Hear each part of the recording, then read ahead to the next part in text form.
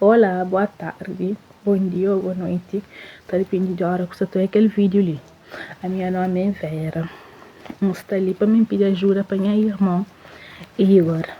Igor é um jovem de 22 anos que foi atingido por esse colega de trabalho durante a hora de almoço, que estava sentado na sucupira na mesa para comer. Esse acaba para ter desentendimento e o rapaz acaba para atingir com chave de fenda na fonte, onde não está falando lugar de vida, e lá acaba para atingir seu cérebro e também seu veias. E de lá passa internado no hospital em um estado crítico. E praticamente perde seus movimentos.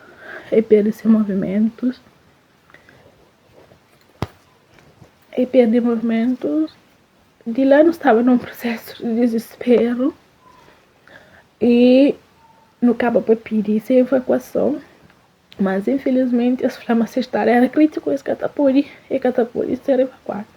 Mas em meio de tanta oração e fé, Deus mostraram esperança e hoje você está conseguindo abrir o olho e está comunicar com nós através de olhar e está comunicar com também desde o início mostra vontade de viver, aquela força de viver.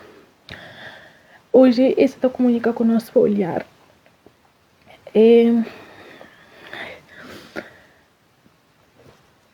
depois aquela semana ali, sexta-feira escapa para a alta, para morrer, mas está correndo risco de infecção hospitalares e também mas que tem nada que fazer com ele no hospital para morrer. Mas que pode fazer no tratamento, mas então me tinha que ir para casa. Só que minha irmã só está comendo tudo. E minha mãe que está cuidando dele, está usando fralda. E está na casa, está precisa de fisioterapia. Pois está conseguindo falar. Se está conseguindo ter um movimento de mão e de pé, de seu corpo, porque está completamente parado. Já não faz esforço para não ajudar a conseguir fazer terapia, mas só que terapia é 2.000 escuro todo dia. 2.000 escuro todo dia. E também o fisioterapeuta falando naquela cama que está nele meio que apropriado para esse estado. Eu não tenho que ir de novo cama. E nunca tinha aquela cama. Não está pedindo quem é que tem aquela cama. Se por ir do ano. Ou também para ajudar para não comprar uma cama. E também está precisando de fraldas e de aquele tratamento.